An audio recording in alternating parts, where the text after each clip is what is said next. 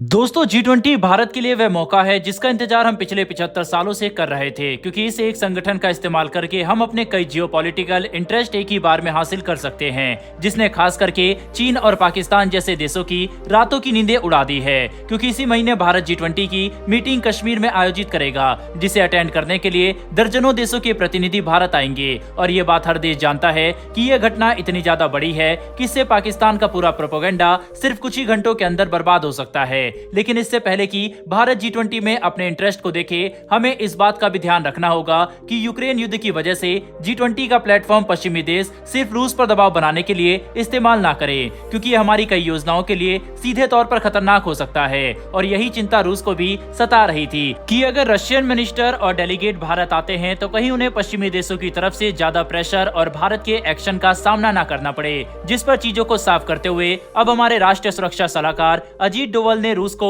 एक काफी बड़ा आश्वासन दिया है, जिसका खुलासा अमेरिका की तरफ से लीक हुए एक डिफेंस एंड सिक्योरिटी डॉक्यूमेंट से हुआ है। दरअसल दोस्तों, इस डॉक्यूमेंट ने इस बात का खुलासा किया है कि हमारे NSA अजीत डोवल ने रूस को इस बात का आश्वासन दिया है कि अगर वे भारत द्वारा आयोजित G20 की मीटिंग में हिस्सा लेते हैं तो उन पर भारत कोई भी एक्शन नहीं लेगा और इस संगठन में यूक्रेन युद्ध का मुद्दा बाकी दूसरे महत्वपूर्ण मुद्दों को हाईजैक नहीं कर सकेगा, जो फिलहाल पूरी दुनिया के लिए काफी ज्यादा जरूरी है। क्योंकि ये बात भारत पहले भी दोहरा चुका है कि यूरोप को इस माइंडसेट से बाहर निकलना होगा कि उनकी परेशानी पूरी दुनिया की परेशानी है, लेकिन दुनिया की परेशानी उनकी परेशानी नहीं है। ऐसे में भारत अब यह फैसला कर चुका है कि हम G20 में यूक्रेन युद्ध को कोई बड़ा मुद्दा नहीं बनने देंगे और न ही हम रूस पर कोई बड़ा एक्शन लेंगे, क्योंकि रूस के साथ आज हमारे एनर्जी रिलेशन काफी ज्यादा मजबूत हो चुके हैं, जिसके तहत रूस भारत की टोटल क्रूड ऑयल रिक्वायरमेंट का लगभग 45% अकेले सप्लाई कर रहा है। साथ ही हमें नेचुरल गैस, कोयला और फर्टिलाइजर जैसे प्रोडक्ट भी रूस की तरफ से काफी भारी डिस्काउंट में मिल रहे हैं। इसीलिए भारत रूस के साथ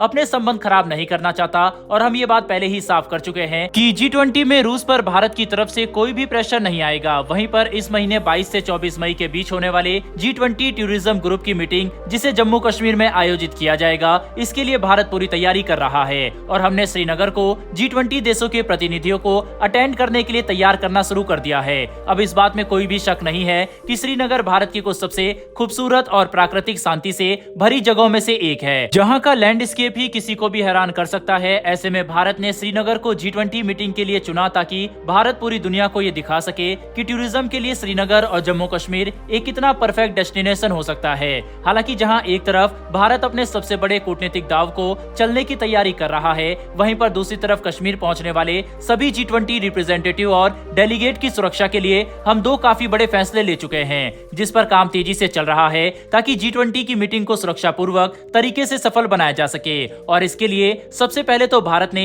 ये फैसला लिया है कि हम श्रीनगर में चारों तरफ NSG और मरीन कमांडो तैनात करेंगे, जिनका काम G20 के वेन्यू को सिक्योर करना और वेन्यू के आसपास जितनी भी वाटर बॉडी है, जैसे कि नदी, नाले या फिर तालाब, उन सभी पर कड़ी नजर रखना होगा ताकि इस महत्वपूर्ण इंटरनेशनल इवेंट के दौरान कोई भी दुर्घटना न हो। साथ ही श्रीनगर और जम्मू कश्मीर में सिक्योरिटी लेवल को और भी ज्यादा मजबूत करने के लिए भारत इस शहर में मौजूद अपने सभी पुराने बंकर को स्मार्ट बंकर से रिप्लेस करने वाला है। बता दें कि ऐसा हर एक स्मार्ट बंकर लगभग 45 लाख रुपए की लागत से बनकर तैयार होगा, जिनका ब्यूटिफिकेशन भी किया जाएगा ताकि ये बंकर श्रीनगर में एक मजबूत सुरक्षा के साथ साथ खूबसूरती का भी एहसास कराए, जो कि शहर के नजारों के साथ मैच हो, जिससे सभी प्रतिनिधियों को जम्मू कश्मीर में शांति, स्थिरता और टूरिज्म के लिए पोटेंशियल साफ तौर पर दिखाई दे। इतना ही नहीं बल्कि G20 की मीटिंग से पहले जम्मू कश्मीर में सिक्योरिटी को और भी ज्यादा मजबूत कर दिया गया है। साथ ही जम्मू कश्मीर पुलिस और रीजन में तैनात सभी सुरक्षा बल तेजी से सक्रिय हो चुके हैं ताकि किसी भी तरह की गैरकानूनी गतिविधि को